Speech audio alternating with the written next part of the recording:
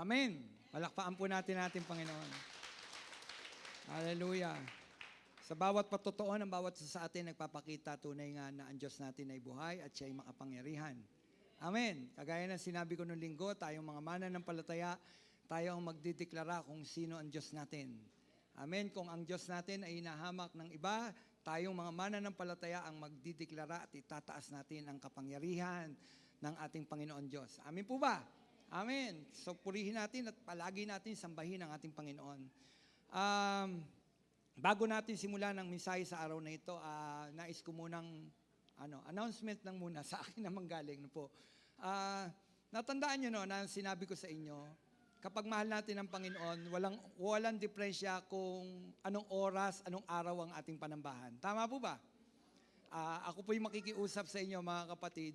Sa susunod pong linggo ay meron po kasing annual assembly ang Caloocan Bethel at mayroon po akong tungkulin na dapat gampanan doon sa annual assembly. No po, linggo po 'yon ng umaga.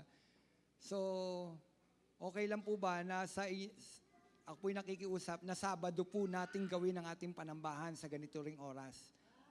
Okay lang po ba? Okay lang po ba? Apo, darating po ba tayo sa panambahan natin? Sabado po, no po? Sabi ko nga, kapag gusto natin sambahin ng Panginoon, anumang oras pwede tayo. Anumang araw pwede tayo. Amen? Meron lamang pong tungkulin akong dapat gampanan doon sa Caloocan Bethel. Amen po ba? Amen. So Sabado po, sa susunod na linggo, sa Sabado, alas 10 ang simula po natin. Amen po. Sige po. Purihin po natin ang Panginoon. Sa ating mga patuto, sinabi ko nga po, makikita natin na ang ating Diyos ay makapangyarihang Diyos. No? Yun ang pamagat, ang makapangyarihang Diyos. Ang sabi ng Mateo 8:18, verse 16 hanggang 17, ay ganito. Nang gabing iyon, dinala kay Jesus ang maraming inaalihan ng demonyo. Sa isang salita lamang ay pinalalayas niya ang masamang espiritu at pinagagaling ang lahat ng may karamdaman. Ginawa niya ito upang matupad ang sinabi ng propeta Isaiah.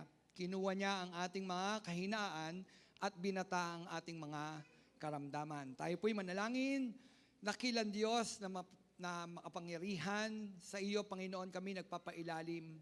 O banal na Espiritu, kasihan mo po ako, Panginoon. Ikaw ang siyang mangusap, Panginoon. Hindi ako, Panginoon, kundi ikaw. Ikaw ang patuloy na kumilos sa puso't kaisipan ng bawat makakarinig ng mensaheng ito, Panginoon. Ikaw ang maitaas, Panginoon. Ang kapangyarihan mo, Panginoon. Ang maitaas, Panginoon, sa araw na ito, Diyos. Gamitin mo ang iyong lingkod, Panginoon, bilang daluyan ng salita mo, Panginoon. Sa iyong papuri, sa iyong pasasalamat sa pangalan mo, Jesus, na aming Panginoon, tagapagligtas. Amen. Amen. Amen. Palakpakan po natin ang ating Panginoon, mga kapatid. Sa ating pong binasa, ano kaya ang ipakita ng mensaheng ito sa atin ng ating Panginoong Jesus? Sa araw na ito, mga kapatid, ipakikita ng Diyos sa atin ang mga nagpamangha sa mga tao noon nung narito pa ang ating Panginoong Jesus at nagpabagsak sa mga panga ng mga saserdote at mga Pariseo. Alam niyo po ba ang mensahe ng Panginoon at ang ginagawa ng Panginoon nung siya'y naririto ay nagpanganga sa panga, nagpabagsak sa panga ng mga saserdote at mga Pariseo. No? Napuno sila ng wow, ha, no? Kasi namamangha sila, sino kaya ito? May kapangyarihan, no? Sino kaya ito? Dahil maraming mga propeta dumating noon, pero higit ang ating Panginoong Hesus. Kaya namamangha sila. At ang sabi nila, saan kaya kumuha ng karunungan ng taong ito, samantalang ito'y anak lamang ni ganito. Natatandaan niyo po yun, nabasa niyo? Sabi, anak lamang siya ni Jose, anak lamang siya ng isang karpintero. Saan siya kumuha ng ganung karunungan? So nagpamangha, nagpabagsak sa panga ng mga Pariseo. Mga Pariseyong sanay, dalubhasa, saan? Sa utos, sa kautusan, sa salita. No? Napuno din ng mga tanong ang kanilang mga kaisipan sa tuwing gagawa ng milagro ang ating Panginoong Hesus. Napupuno ng tanong ang kanilang mga kaisipan. No po? Puno ng pagtataka. Ngayon, sa atin, sa panahon natin ngayon, Ano ba ang ibig iparating ng Matthew 8:16 hanggang 17? Ano bang ibig iparating sa atin ng mensaheng ito? Una, si Jesus ay makapangyarihan. Amen. Si Jesus ay, sabihin nyo nga, si Jesus ay, amen, makapangyarihan si Jesus. Amen. Nang gabing iyon, ang sabi, dinala kay Jesus ang maraming inaalihan ng demonyo.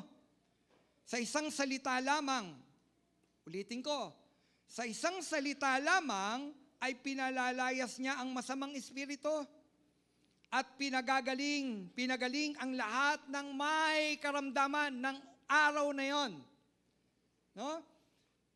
Kapatid, tingnan niyo yung salitang, sa isang salita lamang, ang sabi, pinalalayas niya ang masamang espiritu. Gaano makapangyarihan ang salita ng ating Panginoong Hesus. Alam niyo, ang susunod lamang dun sa salita, yun lamang may authority. Nakukuha niyo po ako? Tingnan ninyo, ibig sabihin, pinakikita po dito, yung salita ng ating Panginoon, may authority siya laban sa mga demonyo. Kaya ang mga demonyo, nung panahon na yun, kapag naroon sa isang inaalihan ng masamang espiritu, sa isang salita lamang ng Panginoon, lalayas ang masamang espiritu. Bakit? May authority si Jesus. Kapatid, pinakikita ng mensaheng ito na binasa natin, ang kapangyarihan, ang authority ni Jesus. Amen? Gaano makapangyarihan ang ating Panginoong Hesus? Alam niyo bakit makapangyarihan si Jesus? Bakit siya makapangyarihan? Ang tanong ni Jesus, ano ang sabi ng mga tao noon? Kayo daw po ay propeta na muling isinilang. No? Kayo daw po ay ganito. Ikaw, anong pagkakilala mo sa akin? Anong sabi? You are the God. Amen? Sabi doon, ikaw ang Diyos. Ikaw ay Diyos. Anak ng isang tunay na Diyos. Tama ang deklarasyon. Ikaw ay Diyos. Si Jesus ay Diyos. Kaya siya may authority, kaya may kapangyarihan ang kanyang salita dahil siya ay Diyos. Maraming mga tao ang hindi naniniwala na si Jesus ay Diyos. Ngayon, kapatid, uulitin ko, narito ka sa kongregasyon na kung saan naniniwala na si Jesus ay Diyos. Kapatid, naniniwala ba kayo na si Jesus ay Diyos? Amen. Tama ang lugar na kung nasaan kayo ngayon. Dahil itong kongregasyong ito naniniwala na si Jesus ay Diyos. Amen? At dideklara natin na si Jesus ay Diyos. Kapatid, ang kapangyarihan ni Jesus laban sa sakit at sa mga demonyo ay nagpapakita sa atin na siya ay may kapangyarihan dahil siya ay Diyos.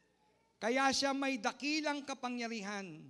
Sabi ko nga, dahil siya ay Diyos. Ano daw si Jesus? Mayroong dakilang kapangyarihan. May dakilang kapangyarihan.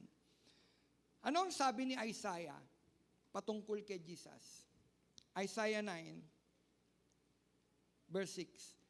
Sapagkat ipapanganak ang isang sanggol na lalaki at siya'y mamamahala sa atin. Siya'y kahanga-hanga, tagapayo, ang makapangyarihang Diyos. Ano sabi ni Isaiah? Noong pamanding, pinakita na kay Propeta Isaiah ang parating na Mesiyas. At yung parating na Mesiyas na ito, diniklara niyang isang makapangyarihang Diyos. Si Jesus ay isang makapangyarihang Diyos. Amen? Ang sabi, tagapayo, makapangyarihang Diyos, walang hanggang Ama, ang prinsipe ng kapayapaan. Ano ang sabi ng Isaiah? Walang hanggang Ama, makapangyarihang Diyos, prinsipe ng kapayapaan. Ano ang sabi ni Mateo? Patungkol kay Jesus. Ang sabi ni Mateo 1:23, maglili ang isang dalaga at manganganak ng isang lalaki at tatawagin itong Emmanuel na ang kahulugan ay kasama natin ng Diyos. No?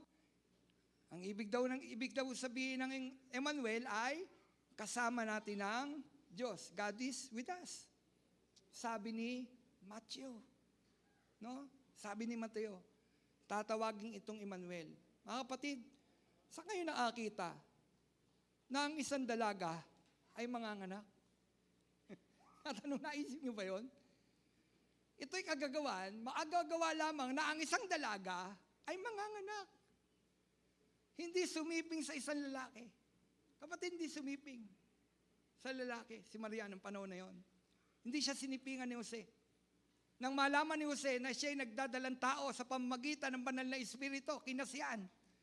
Hindi niya sinipingan. Dahil yon, panahon na yon, nakatakda ng ikasal. Ba't sisipingan, di pa pala kasal? Hindi. Noong mga panahon kasi na yun, meron ng pag-uusap. No? Meron ng pag-uusap pagdating doon. Para na rin mag-asawa yun. Iba kasi kaugalian ng mga Hudyo. No? Nang malaman daw ito ni Jose, hindi niya ito sinipingan. Hindi niya sinipingan. Bakit? Alam niya yung nandun sa loob ng tiyan ni Maria ay mula sa Diyos. Ang ating Panginoon. Si Jesus. Amen? So makapangyarihan. May kapangyarihan ang ating Panginoon. Bakit? Siya ay Diyos. Anong sabi ni Kristo? Mismong si Jesus ang nagsabi. Hindi na tao, hindi si Isaiah, hindi si Mateo. Si Jesus mismo ang nagsabi. Ang sabi ni Jesus sa John 10 verse 30, ako at ang Ama ay isa. Amen? Naniniwala kayo doon? Sino ang nagdideklara noon? Si Jesus. Siya mismo ang nagsabi, ako at ang Ama ay isa. Deklarasyon nino, ni Jesus.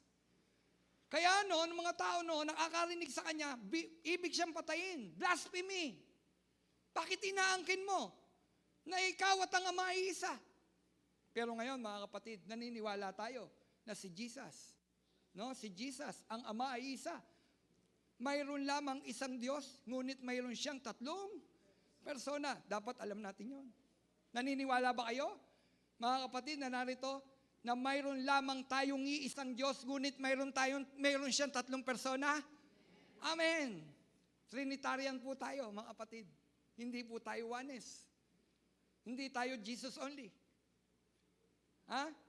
Gusto ko malaman ninyo, Trinitarian tayo. Mayroon tayong naniniwala tayo na isang Diyos, ngunit mayroong tatlong persona. Ama, Anak, at Espiritu Santo. Sabi ni Jesus, patungkol sa kanyang sarili, ako at ang Ama ay iisa. Ngayon, si Jesus may deklarasyong ganun. Ang Ama kaya?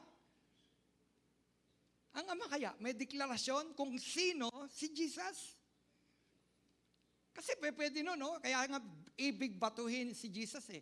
Sabi nila, blasphemy. No? Ba't mo inaangkin? Na ikaw ay ang Ama at ikaw ay isa. Sabi, blasphemy.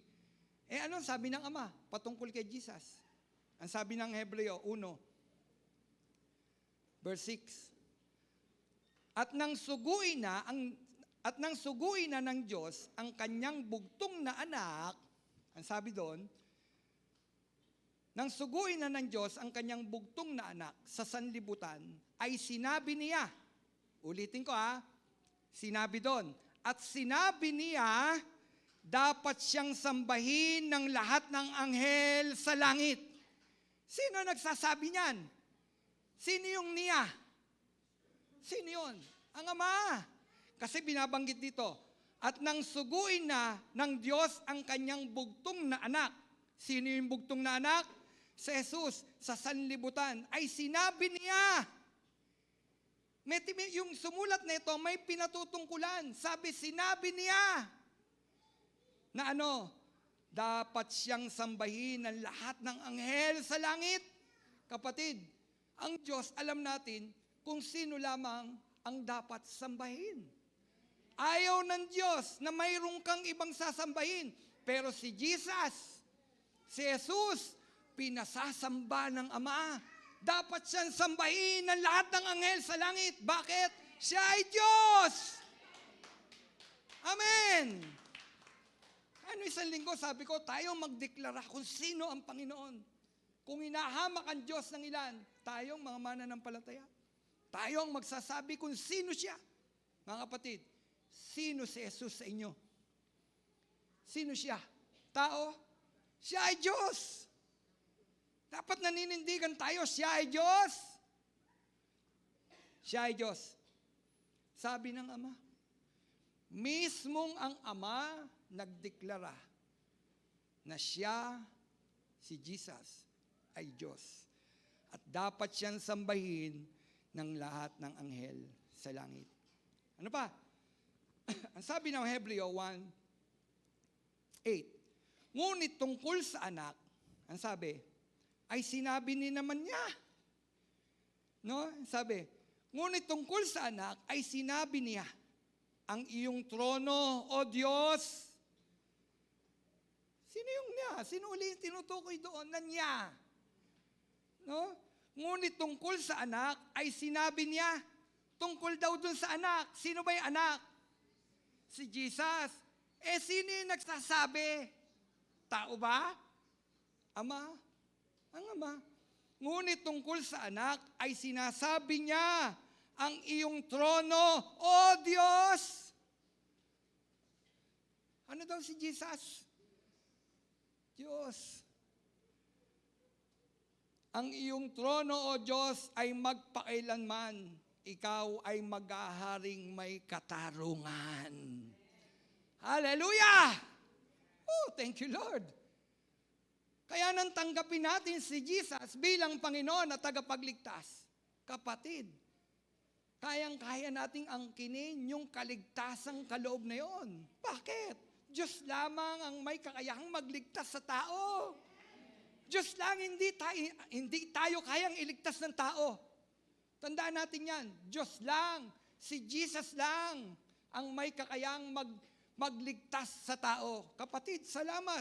Nang tinanggap natin ang ating Panginoong Jesucristo, nakamit natin ang kaligtasan. Ligtas ka na ba, kapatid? Tanong, ligtas ka na ba? Sabi ng ilan, ang yayabang nyo. Ang yayabang nyo. Pag tinanong tungkol sa kaligtasan, tiyak na tiyak kayo. Bakit? Pagdating ba sa kaligtasan, ano ba dapat?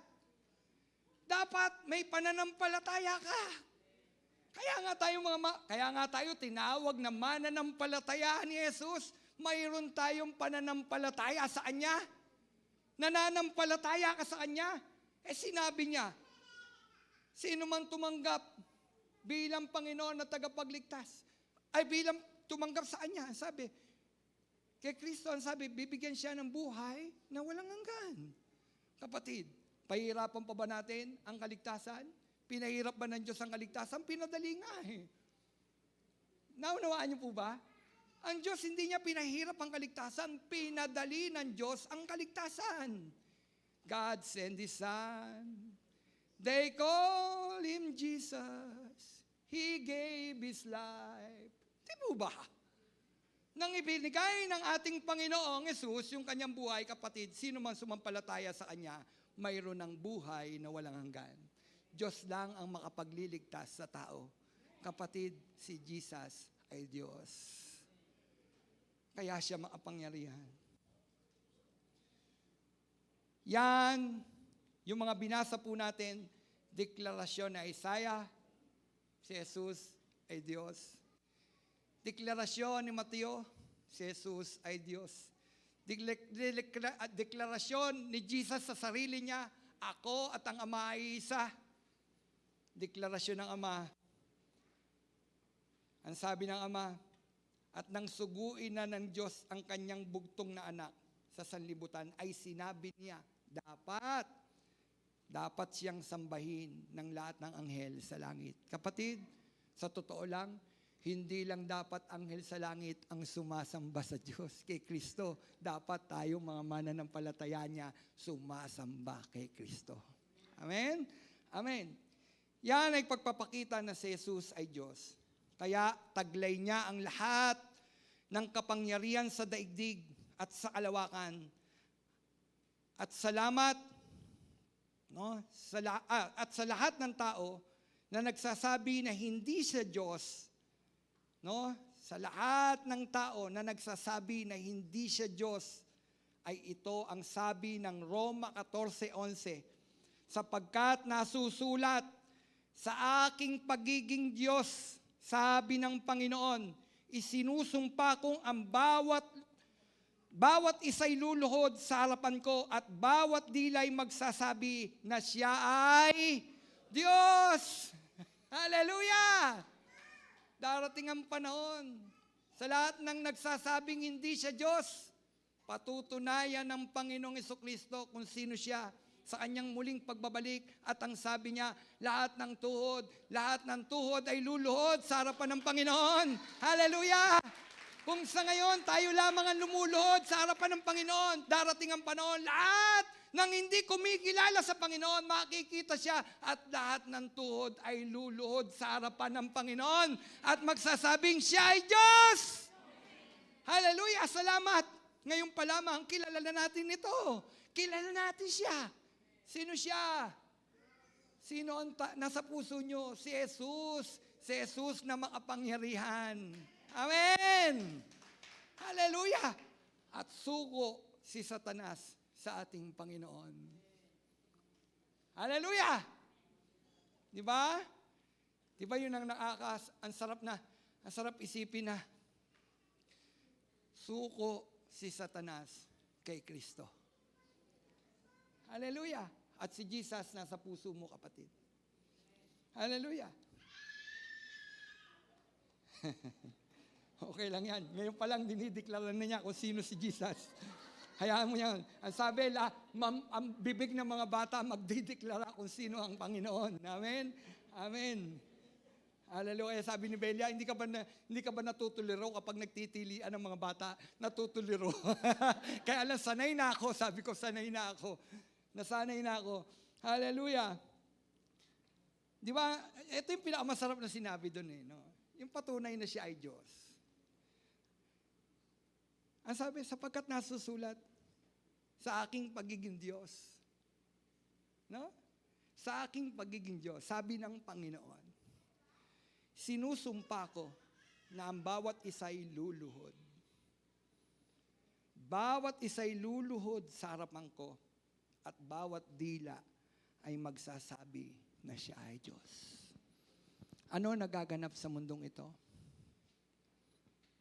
Ano nagaganap? Di ba? Sa LA, ano nangyayari? Marami ngayon sa kanila ngayon na nagsasabi, nagdedeklara kung sino si Jesus. May mga bahay na hindi nasunog, samantalang nasa paligid nila ay sunog. Hallelujah! Proteksyon ng Diyos. At umiiyak ng mama. Umiiyak siya. Na pinatutunayan ng tunay nga na mayroon Diyos. Mayroon Diyos. Hallelujah! Mayroon Diyos. Yan ay pagpapakita ng kapangyarihan ng Diyos. Pagpapatunay. Alam niyo ba yung nagaganap na yan? Parte ng pag-ibig ng Diyos. Pinakikita niya kung gaano siya makapangyarihan. Kung kaya ng Diyos sumira, dahil siya ang may lalang kaya kong magproteksyon. Mayroong isang pag-ingat na kamay ng Diyos na kaya kong proteksyonan. Bakit nag-iwan doon nang hindi man nasunog? Samantalang lahat sunog. Pinakikita na sa kamay ng Diyos, mayroon mapag-ingat na Diyos na nag-iingat sa gusto niyang ingatan. Amen? So doon pa lang, marami ng labi ang nagsasabi ngayon, siya ay Diyos. Minsan nihintay pa natin yung kalamidad. No? Minsan nihintay pa yung kalamidad kaysa sabihin natin, kaysa deklara natin ang Panginoon Diyos ay, Panginoong Jesucristo ay Diyos. Pag lumilindol, doon lang maalala, Diyos ko po, Diyos ko po. Pag lumadating ang bagyo at baha, naku po, Diyos ko po, andyan na ang baha. Hindi po ba? Bakit hindi pagka merong masagana, deklara pa rin natin kung sino ang Diyos, kung sino si Kristo. Pinagpapala ka ng Panginoon, deklara mo kung sino nagpapala sa iyo. Mayroon kang Diyos na makapangyarihan. Pag pinagaling ng Diyos ang iyong sakit, deklara mo. Huwag mo ikahiya. Isa pa, huwag nating ikahiya ang ating Diyos, ang ating Panginoon. Tinanggap mo siya bilang Panginoon na tagapagligtas. Panginoon, gusto ko lang pumunta ng langit. Gusto mo palang pumunta ng langit. Huwag mo ikahiya ang Panginoon. Amen? Minsan yung Bible, ngayon kasi ang Bible nasa cellphone. Noon nilulukot yung Bible. Di po ba? Nilulukot, nilalagay sa bulsa Lalo na kapag nakita yung mga kaibigan na nandyan na nanunuyan, lulukutin para maitago. Saan ka pupunta? Dyan lang, pero pupunta ka ng Bible study. Bakit hindi mo masabing pupunta ako ng Bible study? Pupunta ako sa church. Kanina may dala-dala akong kaldero. Pumupunta ako sa garahe. Kasi doon namin sa bahay, pinalambutan yung kakainin ng mga worker. Dala-dala ko. Sabi nung nasa garahe, Pastor, mukhang merong outing Hindi. Kasi may dala akong kaldero Pastor, mukhang may outing Hindi, kako. Pupunta ako sa church. Di ba, kung kahiya ako ang Panginoon, oo, may outing. Di ba, may outing. May dala akong kaldero Nisip ko na, baka mamaya sumama pa Pastor, sama ako dyan, di ba? Okay lang yun. Sa church ko siya dadalhin. Sabi ko, hindi, outing to. Pupunta ako sa church. Tinawag ka pang pastor Pastor, mukhang may outing. Hindi, punta ako sa church. Amen? Huwag natin ikahiya kung sino ang Diyos na tinanggap natin. Kapatid, kinahiya mo ba si Jesus? Kinahiya ba natin siya? Sabi niya, parang pagdating ng panahon, ikahiya. Ang bawat magkahiya sa kanya, ikahihiya rin niya sa harapan ng Ama. Hindi tayo yon. Amen? Meron ba dito kinahihiya ang Panginoong Hesus? Ba't mo kahihiya ang Diyos na makapangyarihan? Amen? Hindi natin kahihiya ang Diyos na makapangyarihan. Pangalawa, anong mensahe ang ibig iparating sa atin ng ating binasa? Kanina, si Jesus ay makapangyarihan. Siya ay Diyos. Pangalawa, si Jesus ay may authority. Kaya nga sumusunod Kaya nga tiklop si Satanas sa kanya No? Kapatid, sige. Kung wala si Jesus sa'yo, kahit sabihin mo na kay Satanas na in Jesus' name, lumayas ka. Tapos wala si Jesus sa puso mo, sabihin ng diablo sa'yo, si Jesus kilala ko, ikaw hindi. Wala kang authority. Pero kung tinanggap mo si Jesus bilang Panginoon, tagapagligtas, sa puso mo, nasa iyo si Jesus. Pag sinabi mo sa diablo ng lumayas ka, lalayas yan. Hindi dahil sa iyo, kundi yung authority ni Jesus na nasa iyo. Kasi tinanggap mo siya bilang Panginoon na tagapagligtas. Yung authority niya ang ginagamit natin. Hindi, wala tayong authority. Talunan nga tayo Pero yung Diyos na ating tinanggap sa ating puso, si Jesus, may authority siya. Amen? May authority siya.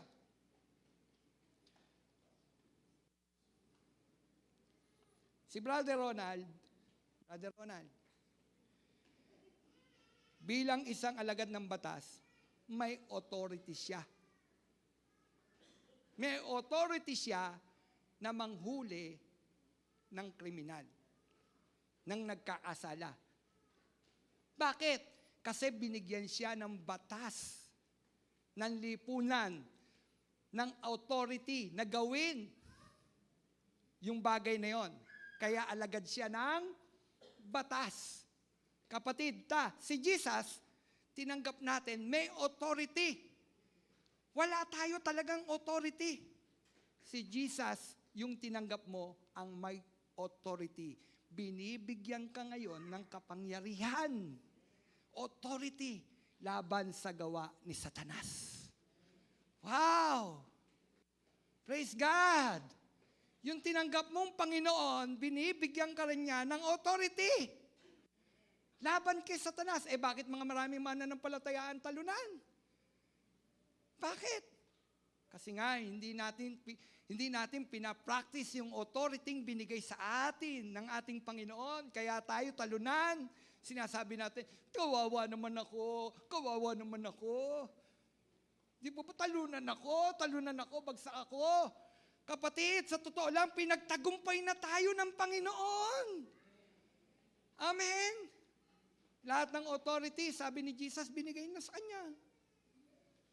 Binigay na sa Panginoon. Sabi ng Matthew 28:18, lumapit si Jesus at sinabi sa kanila, binigay na sa akin ang lahat ng kapangyarihan sa langit at sa lupa. Lahat daw ng authority, binigay na. Kanino? Kay Jesus. Sa langit at sa lupa. At dahil na kay Jesus ang lahat ng kapangyarihan at sa At dahil na kay Jesus ang lahat ng kapangyarihan at sa pagpapalayas ni Jesus sa mga masamang espiritu, ito'y nagpapakita na siya ay isang tagapagligtas. Sabi ng John 14:6, sabi ni Jesus, I am the way, the truth, and the life. And no one come to the Father but by me. Pinakikita doon, no, yung authority niya. Yung authority niya, kaya niyang magligtas. Bakit kaya niyang magligtas? Bakit nasa kanya ang kaligtasan? Sabi nga ni Jesus, I am the way. Ako lang. Kapatid, I am the way. Sino may sabi noon? Si Jesus. I am the way, the truth, and the life. Kapatid, wag nang humanap ng ibang daan. Wag nang humanap ng ibang daan. Sabi nung ina, Pastor, ganito lang naman yan, oh. Magkakaiba tayo ng daan. Pero sa bandang dulo, doon din magtatagpo. Si Jesus lang ang daan. Jesus lang. Sa silong ng langit, ibinigay ang pangalan, walang ikaliligtas ng tao, kundi sa pangalan lamang ni Jesus. At sinabi ni Jesus, I am the way, the truth, and the life, and no one come to the Father through me. Sabi ni Jesus, through me. Sa pamamagitan ko. Kaya kapatid, huwag ka nang humanap ng ipapandaan para sa kaligtasan mo. Pinahihirap mo lang. Pinahihirap mo lang. Alam niyo ang tao, pinahihirap yung kaligtasan. Malapit na naman ang mahal na araw. Ito malapit na naman ang mahal na araw. Bakit kailangan mong ulitin yung ginawa ni Kristo? Sabi nga niya, it is finished. Tapos na. Bakit kailangan mong ulitin? Di po ba? Pinagbabawalan na nga ng kanilang reliyon. Huwag niyong gagawin ang bagay na yan. Pero ginagawa pa rin, ulit ng tao. Alam niyo, isang kahangalan sa harapan ng Diyos yun. Ngayong ginawa niya, ulitin mo. Ulitin mo? Mali. Sige, kung gusto mong ulitin yung bagay na yon, huwag kang magpapaalis na nakapako doon hanggang mamatay. Kasi si Jesus napako doon hanggang mamatay. Inalis si Jesus sa krus, patay. Kasi yun ang kabayaran ng kasalanan, kamatayan. Amen? Kailangan ni Jesus mamatay. Tama po ba? Kapatid, sabi ko nga pinahihirap ng ilan ang kaligtasan, inuulit. Huwag mo ulitin. Isa lang ang mayroong karapatang gumawa ng bagay na yon. Sino? Si Jesus. Si Jesus. Amen? Kapatid, naniniwala tayo yung pagkapako ni Kristo sa krus, at yung kanyang kamatayan, at yung kanyang muling pagkabuhay. At kapag tinanggap natin siya sa ating puso bilang Panginoon tagapagligtas, kapatid, sinabi ni Jesus, ligtas ka na. Ligtas ka na. Taas ang kamay ng ligtas na. Taas ang, di ba? Yung iba yan, taas ang kilay. Talaga, ligtas na kayo? Oo, ligtas na tayo. By faith. Manampalataya tayo. Sabi ni Jesus, I am the way, the truth, and the life. And no one come to the Father through me. Kay Jesus lamang ang kapangyarihan ng kaligtasan ng tao. Kapag sumampalataya ka sa Kanya at nagsisi sa kasalanang nagawa, lahat ng karga ng taong ng tao na masamang espiritu ay Kanyang palalayasin. At siya ang mananahan sa taong nagsisi at sumampalataya kay Jesus na may kapangyarihang magligtas.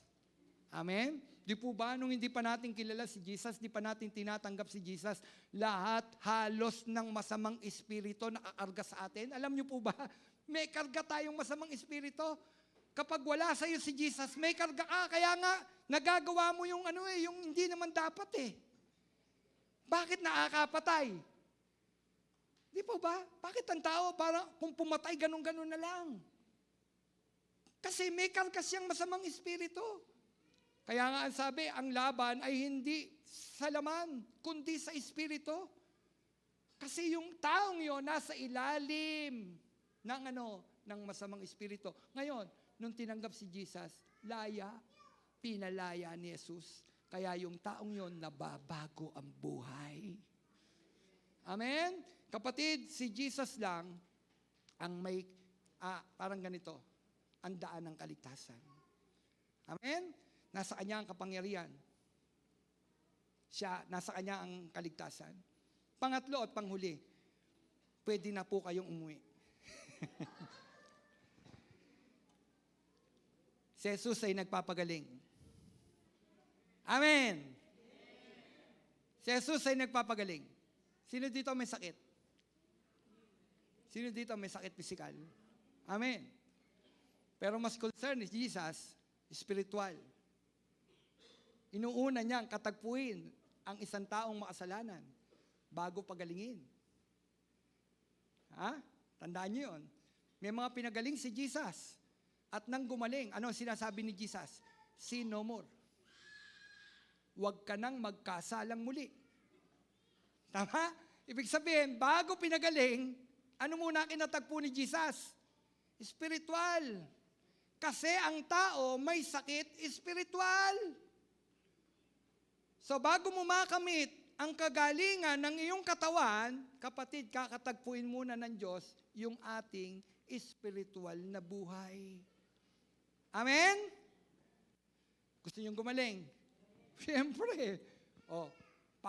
Sabihin muna natin sa Panginoong Yesus, Panginoon, pagalingin mo ang spiritual kong buhay. Nagpapagaling si Jesus. Si Jesus ay may kapangyarihan magpagaling ng mga may sakit. Pinagaling ni Jesus ang may sakit. No? Pinagagaling ni Jesus ang may sakit spiritual. Saan matatagpuan yan? Matthew 9, 11, 12. Ito yung pagtawag kay Mateo. No? Nang makita ito ng mga Pariseo, tinanong nila ang kanyang mga alagad, bakit sumasalo sa mga publikano at mga makasalanan ang inyong guro? Verse 12, narinig ito ni Jesus at siya'y sumagot, ang mga may sakit ang nangangailangan ng manggagamot. Ano ang sabi ni Jesus? Ang mga may sakit ang nangangailangan ng manggagamot. Ano ba ang tanong ng mga Pariseo sa kanilang mga alagad? Sa alagad ni Jesus, bakit sumasalo sa mga publikano? Yung mga publikano, mga makasalanan yon. At isa dun si Mateo. Bakit sumasalo ang inyong guro sa mga publikano at makasalanan? Kapatid, pero ang tugon ng Panginoon, tingnan ninyo, ang nangangailangan ng manggagamot, sino? Ang may sakit. Kapatid, may sakit ba yon? Oo, may sakit ang mga publikano at mga makasalanan. Spiritual na karamdaman. Kaya yung tinutukoy ni Jesus na kagalingan muna, kagalingang spiritual. Pagagalingin ko, nangangailangan ba namang gagamot yung walang sakit? Kaya sabi niya, hindi ang mga walang sakit. Sabi doon, nangangailangan ba ang wala bang ang sakit ang nangangailangan ng manggagamot? Hindi ang mga walang sakit ang kailangan ng manggagamot. Ang sabi ni Jesus. Pinagaling ni Jesus si Mateo, isang tax collector. Ano daw si Mateo? Tax collector. Kasi pag binasa niyo po yan, makikita niyo po pagtawag kay Mateo. No? Ang sabi, pinagaling ni Jesus si Mateo, isang tax collector. Si Mateo ay may sakit espiritual. Isa siyang nagpapahirap sa tao sa pagkolekta ng labis na buwis. At tandaan natin, siya ay tauhan din ng mga Romano. Di ba? May authority si Mateo na manghingi ng tax collector, at yung ano na yon, yung buwis na yon, ibinibigay niya sa mga Romano. Ngayon ang tanong, ano ba yung mga Romano? Hudyo ba yon? Romano nga eh. Di po ba? Romano. Ang sabi, siya ay tauhan ng mga Romano. At nung panahon na yon, ang sabi, pinagbabawal ang mga Hudyo na makisalo sa mga hindi Hudyo. Kaya tinuturing na isang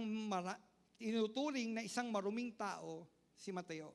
Kasi sumasalo siya saan? Sa mga hindi Hudyo, sa mga Romano. Tauhan siya ng mga Romano. Kaya marumi siya. Isa pang nagpaparumi sa kanya, labis-labis yung kinukolekta niyang buwis. At yan nagpapahirap sa mga Hudyo. Kaya nga nung panahon na yun, naghahanap sila ng hari. Nasasagip sa kanila. No, naghahanap sila ng hari. At ilang beses tinangka ng tao na si Jesus ay ilagay bilang hari. No, ilang beses yan. Si Mateo, kinatagpo ng ating Panginoon. Isang maniningil ng buwis. Isang madumi. No, maduming tao. Tinuturing na maduming tao si Mateo. Ano ang argumento ng mga Pariseo sa mga alagad ni Jesus? Ano yung argumento nila? Bakit sumasama ang inyong guro sa mga publikano at mga makasalanan? Sino nagsasabi diyan? Mga taong simbahan, mga alam yung batas ni Moises, Pariseo, saserdote.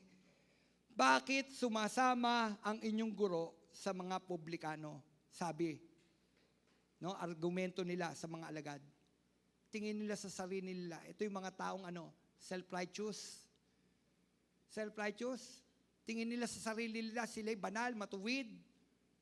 No, dahil sa pagsunod nila sa batas. Di po ba? Ang sabi, ito yung mga self-righteous na tao. Ngayon, sinagot ni Jesus ang mga self-righteous. Bakit siya sumasama sa mga makasalanan? No? Ang sabi ni Jesus, ang mga may sakit ang nangangailangan ng manggagamot, hindi ang walang sakit. Di ba? Ang ganda ng sagot ni Jesus. Tama nga naman. Hindi mo kailangan ng doktor kung wala ka sakit. Dito, nangangailangan ng manggagamot ang mga publikano at mga makasalanan. Kailangan nila si Jesus ang manggagamot. Amen? Sabi ni Jesus, nangangailangan ng manggagamot, hindi ang walang sakit. Nakita ni Jesus si Mateo at ang mga publikano bilang mga taong may sakit, espiritual, at nangangailangan ng manggagamot. Nakita niya si Mateo sa upuan na kung saan patuloy siyang nagkakasala. Kasi nandun si Mateo Doon siya kinatagpo sa kung saan siya nagkakasala. Doon siya tinawag ng ating Panginoon. No? Si Mateo pa nga, nung tinawag siya ng Panginoon, si Mateo ang ginamit ng Panginoon upang maitala ang buhay ni Jesus. Dahil kinatagpo Kinatagpo ng Panginoon si Mateo. Doon saan? Sa upuan kung saan siya naniningil ng buwis. At doon sa upuan na yun, naniningil siya ng buwis, doon siya nagkakasala. Yun na nagpaparumi sa kanya. Pero tingnan ninyo, kinatagpo siya ng Panginoon. Sino ba hinahanap ng Panginoon? Sabi niya, yung pamatuwid, hinahanap ng Panginoon. O naparito ang Diyos para sa mga nagkakasala. Kapatid, naparito ang Panginoon para sa mga nagkakasala. Sino dito ang nagkasala? O di po ba pinatagpo tayo ng Panginoon? Di ba para tayo si Mateo noon? Sino dito tax collector? Sino dito nagpapautang? Tapos yung pautang 50%. Pato.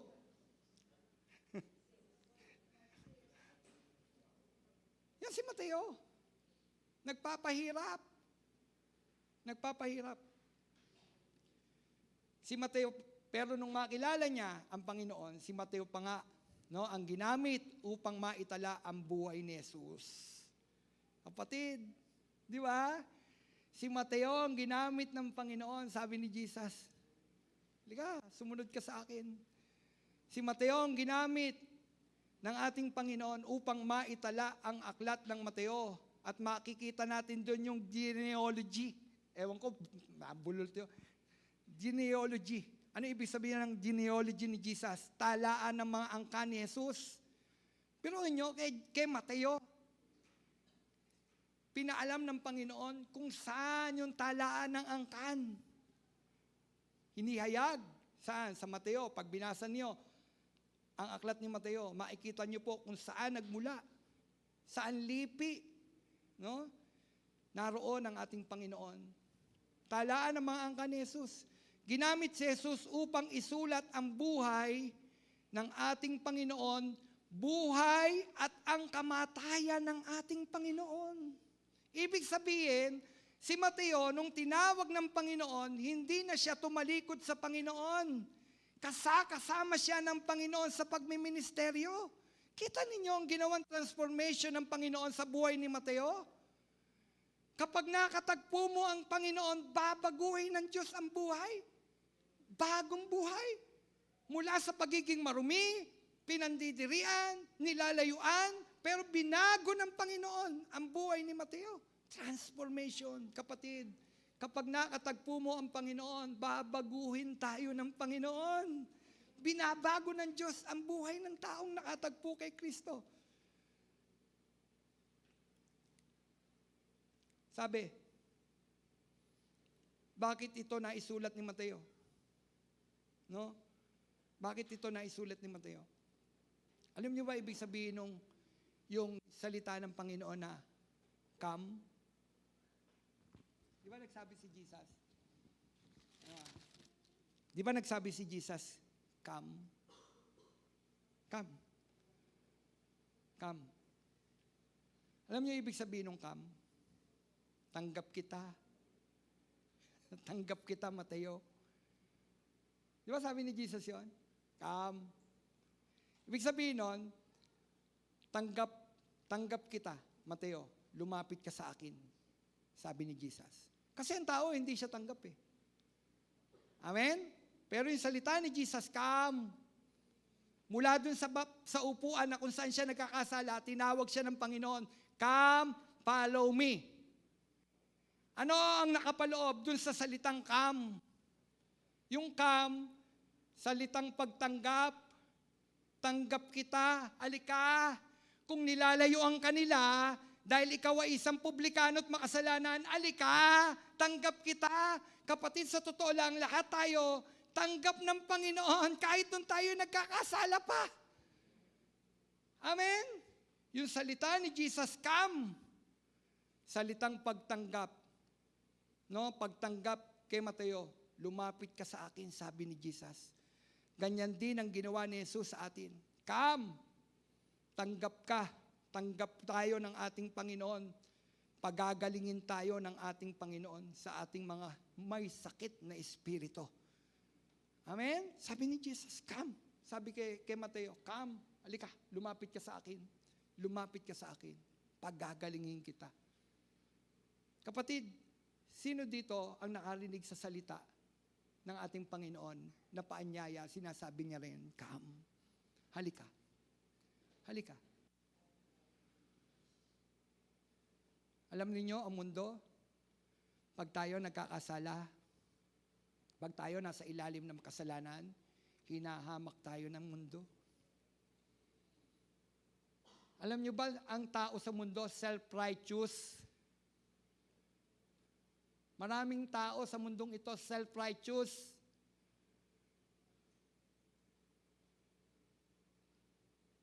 Punta nga sa FB, ang daming self-righteous eh. Di po ba? Samantalang sa kasalanan ganun, minsan ginagawa rin naman nila. Daming self-righteous. At minsan, sa simbahan, maraming self-righteous.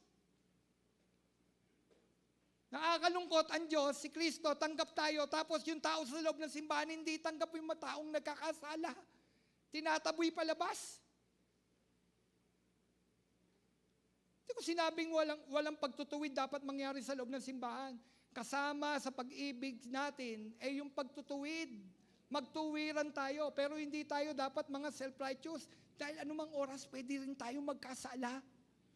Si Jesus sabi niya, come. Lahat ng nagkakasala, halika, lumapit kayo. Sabi ni Jesus kay Mateo, come. Halika, lumapit ka. Nagkakasala ka, tanggap kita. Sabi rin ni Jesus sa atin, come. Lumapit kayo sa akin. Pagagalingin tayo ng ating Panginoon. Espiritual. Yung follow me. Come, follow me. Di ba sinabi ni Jesus yon kay Mateo? Nang tawagin niya, come and follow me. Yung salitang follow me ay salita ng Panginoon na iwan mo na ang lugar na pinagmumula ng kasalanan mo at sumunod ka sa akin. Come, tanggap kita. Follow me. Umalis ka diyan. Layasan mo yung lugar kung saan ka nagkakasala. Hindi pwedeng linisin kita. Tapos nandiyan ka pa rin. Magkakasala ka. Sasabi ni Jesus, come, tanggap kita, follow me. Sumunod ka sa akin. Saan? Sa daan ng katwiran. Sa daang matuwid. Sa daan kung saan dinadaanan ng Panginoon. Kapatid, sabi ni Jesus, follow me. Follow me. Sabihin nyo nga, follow. Hindi follow, follow. Sundan natin si Jesus. Sundan natin si Jesus. Yung salita, sabi ko nga, yung salitang follow me ay salita ng Panginoon. Naiwan mo na ang lugar na pinagmumula ng kasalanan mo. At sumunod nga sa Kanya. At sumunod doon, yon. Iwan ang kasalanan at sumunod sa Kanyang kabanalan. Yung pala. Kapatid, ang pagsunod kay Jesus ay pag-iwan sa mga pinagmumulan ng kasalanan. At kadalasan, ito ay nauuwi sa ating pag-iwan sa ating mga kabuhayan, pagkalugi. Minsan may mga trabaho tayo pinagmumulan ng kasalanan. Nang makilala mo si Jesus, sabi ni Jesus, iwan mo yan. Hindi ka nagiging matuwid yan, iwan mo yan. Kapatid, si Jesus ganun. Kung yung trabaho mo, pinagmumulan ng pagkakasala mo, iwan mo yan. Come, follow me. Iiwan mo kung pinagmumulan ng kasalanan. Alam niyo ang nanay ko? Gusto ko lang yung testimony. Ang mami ko, nagmana sa lola ko, sabihin ko ng mini grocery. Tindahan siya, pero kami nagdadala ng mga beer, ng alak sa mga maliliit na tindahan. Supplier, dealer ang lola ko ng mga alak. Soft drinks, alak, sigarilyo, lahat nandoon. Lahat nandoon sa tindahan ng lola ko. Namatay ang lola ko, pinamana ito sa mami. Ang mami, na born again. Na born again.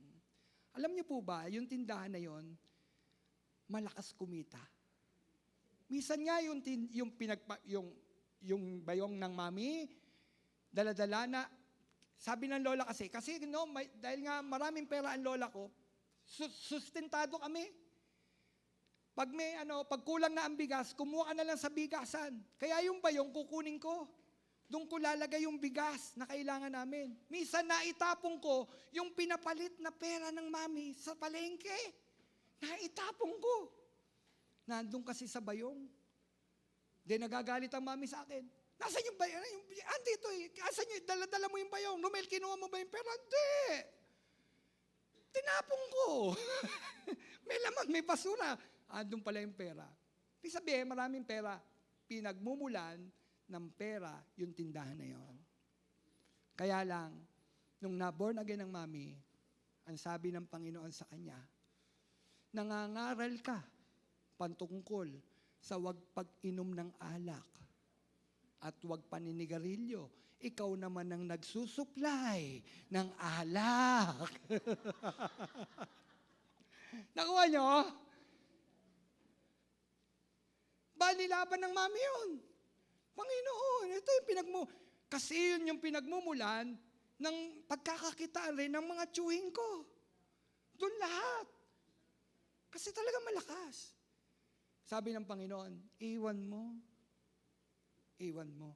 Alam ninyo, iniwan ng mami yon. Iniwan yon.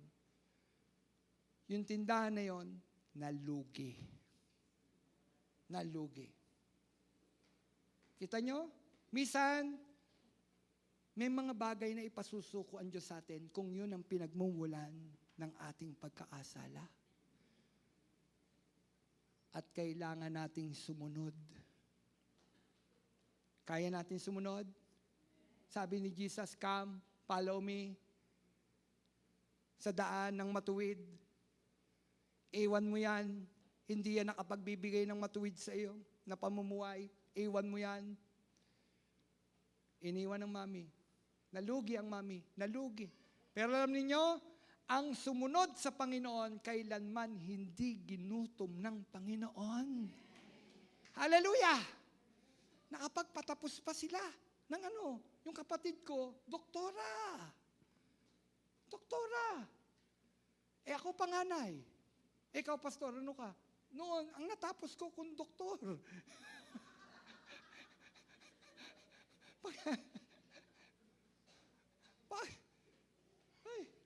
Kaya lang, totoo ang Diyos. Totoo ang Diyos. Hindi kahayaan ng Diyos. Hindi pinabayaan ng Panginoon ng mami na magutom, magdahop. Hindi. Hindi nagdahop ang mami. Hindi kami nagdahop. Oo, kinakapos, pamisa-misam, pero nandun ang saklolo ng Diyos. Nakapagpatapos pa nga eh. Kaya sabi ko, meron akong kapatid na doktora. Ba't, Pastor Romel, di ka nakatapos? Papili ko yun. Pinag-aaral ako ng mami, pinag-aaral ako ng daddy. Pero pagpili ko yun. Ano ba ang pinag-aralan mo, Pastor Romel? Alam niyo, pinag-aralan ko, sa aeronautic, pag-mekaniko ng eroplano, yun ang pinag-aralan ko. Sabi ng mami sa akin, mag-aral ka. Segway lang po to, Segway lang. Mag-aral ka. Gusto ko aeronautic. Tapos pagkatapos nun, magpa-pilot ako Ang taas ng pangarap, no? Pilot pa, no? Pilot pa. Tapos nakilala ko si Sister Belia. Hindi ko naman sinisisi si Sister Belia. Sa Pasay po ako nag-aaral, nakikita ako dyan sa Fatima. Nakakapasok ako sa Fatima. Kasi gusto ko mag-asawa. Ilang taon ka na ba nun? Ang bata-bata ako, gusto ko na mag-asawa. Ayan, tuloy ngayon. Hindi ako nakatapos. Kaya sabi ko nga, aeronautic ako, pero ang nagawa ko lamang, sa totoo lang po, nagawa ko po yung hélice lang na aeroplano. Naka-display yon. At yon, kada nakikita ng mami ko yun, dinisplay ko yun. Sabi niya, mo nga yan, ayusin mo, lagyan mo ng barnis. Tapos ipako mo dyan. Yun ang nagpapaalala na minsan akong nangarap maging piloto, hindi ako naging piloto. Pero salamat sa Panginoon. Mula sa pagkabagsak rin naman, saan ako hinango ng Panginoon? Hindi ko kakalain na matawagin ako ng Panginoon na maging pastor. Di po ba? Sinabi ng Panginoon sa akin, come, malis ka dyan sa pinagkakasalaan mo, follow me. Come, follow me. Sumunod ka sa akin, Romel. Iwan mo yan. Iniwan ko po yung aming hanap buhay. Alam nyo na, kapag nandun ka sa pagiging kontraktor, alam nyo na yon. Hindi yun nagpapalinis sa akin, nagpaparumi. Sabi ni Jesus, iwan mo yan, follow me. Follow me. Alam niyo, hindi lugi ang maglingkod sa Panginoon. Hindi lugi ang maglingkod sa Panginoon. Pinagagaling ng Panginoon. Pagagalingin niya ang ating espiritual na katawan. Unang pinagaling ng Panginoon, si Mateo, espiritual. Ganun din tayo. Kinakatagpo ng Panginoon ang ating mga espiritual na buhay. Yan ang pagsunod kay Jesus. Iiwan mo ang pagkakasala at susunod kay Jesus upang matanggap ang kagalingang espiritual. Nang marinig ni Mateo ang salita ni Jesus, "Come, follow me," tumindig si Mateo at sumunod sa kanya. Iniwan agad eh. Tingnan yun, no? Di ba ang kapangyarihan ng salita ng Panginoon? May gamot agad. "Come, follow me." May gamot agad. Tumindig daw si Mateo at sumunod sa Panginoon. At yan ang naging daan ng kagalingang espiritual ni Mateo. Ang Diyos, kapag nagpagaling espiritual, binabaliktad niya ang mundo, no? Ang mundong ginagalawan ng taong pinagaling. Si Mateo, mula sa pagiging kilala sa pagiging makasalanan, ay ginawa ng Diyos na isa sa kanyang mga alagad. Pero ninyo, isang tax collector, ginawang alagad ng ating Panginoon. No? Sabi ko nga, si Mateo pa nga ang ginamit upang maitala ang buhay ni Jesus. Sa aklat ng Mateo, nakikita yung genealogy ng ating Panginoon Jesus. Talaan ng mga angka ni Jesus. Ginamit si Mateo upang isulat ang buhay hanggang kamatayan ng ating Panginoon at ang muling pagkabuhay ng Panginoon. Tanong, bakit ito isinulat ni Mateo? Kasi kasama si Mateo ng Panginoon habang siya ay naririto pa sa lupa. Kasi pinagaling ni Jesus si Mateo espiritual. Kapatid, si Kristo lang ay may kapangyarihan para ang isang tao ay mabago at gumaling espiritual.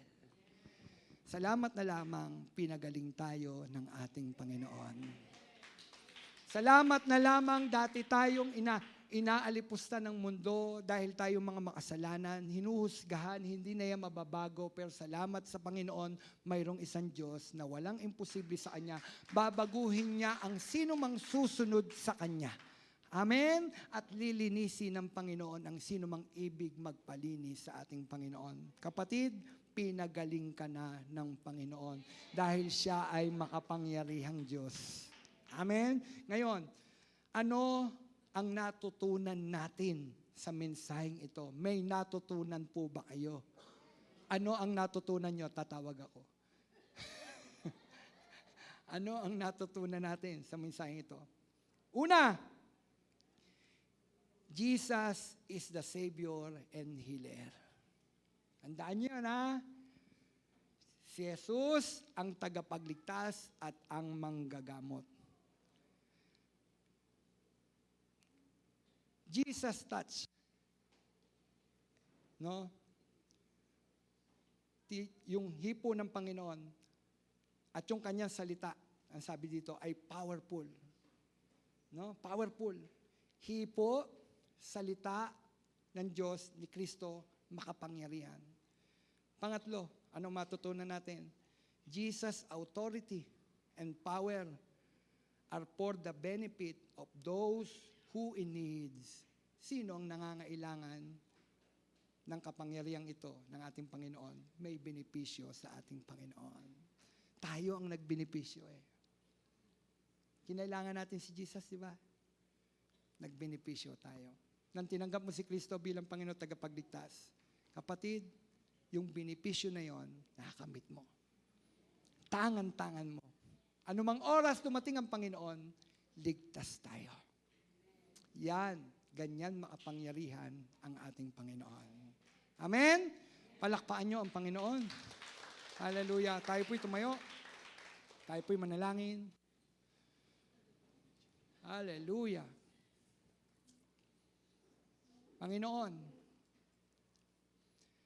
nang kami, Panginoon, ay tawagin mo, nandun rin kami, Panginoon, sa lugar na kung saan, Panginoon, nandun kami nagkakasala. Pero Diyos ka, Panginoon, natanggap mo, Panginoon, ang nagkakasala. Hindi mo itinataboy ang nagkakasala. Pinagagaling mo, Panginoon, ang nagkakasala, Panginoon. Yan ka, Panginoon. Yan ka. Hindi mo kami nusgahan, kundi ibinigay mo pa nga ang buhay mo, Panginoon, para sa amin na nagkakasala, Panginoon. Yan ka, Panginoon. Dahil mabuti kang Diyos. Ama, salamat, may kabuluhan ang aming pananampalataya. dahil nananampalataya kami kay Kristo sa iyong anak, na hindi tao lamang, kundi isang Diyos. Isa siyang Diyos. At dahil sa pagsampalataya namin na yon, Panginoon, O Diyos, yung benepisyo ng kaligtasan, tinatamasa namin, Panginoon, sa panahong ito, O Diyos. Na anumang oras kunin mo ang aming buhay, Panginoon. O anumang oras dumating ka, Panginoon, ligtas kami, Panginoon. Hallelujah. Salamat po, Panginoon. Kaya nga, Panginoon, punuin mo ang aming mga labi ng papuri, ng pagsamba sa bawat araw, Panginoon. Sa bawat araw na nagaganap sa aming mga buhay, punuin mo kami ng papuri at pagsamba, Panginoon. Makita namin ang kapangyarihan mo, Panginoon. Makita namin, Panginoon, na mayroon kaming Diyos, Panginoon, na makapangyarihan at dapat kang itaas at sambahin, Panginoon. Pasalamatan sa bawat araw, Panginoon, na ginagawa mo sa aming mga buhay, Panginoon.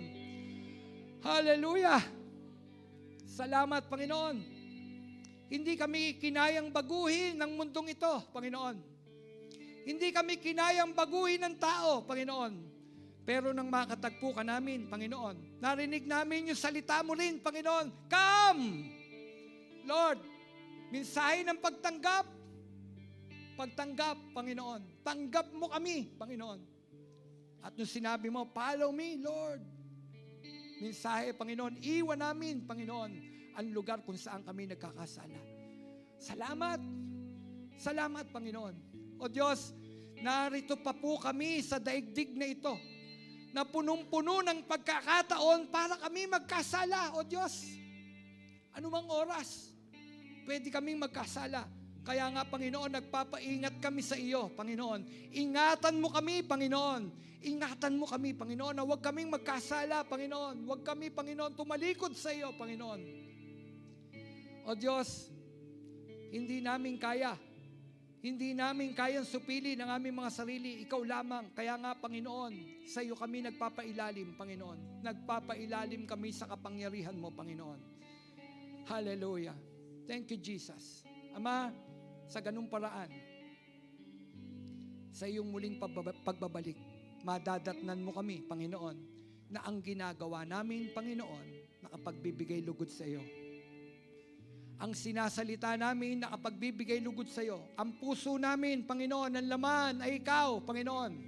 Ikaw. Kaya, Panginoon, anumang oras, Panginoon, ligtas kami, Panginoon. Salamat sa kaligtasang kaloob, Panginoon. Salamat, mayroon kaming Diyos na makapangyarihan sa lahat, Panginoon. Salamat, salamat. Pinupuri ka namin, pinapasalamatan, sinasamba. Sa pangalan mo, Jesus, ang aming panalangin. Amen, amen. Palakpakan natin ang Panginoon.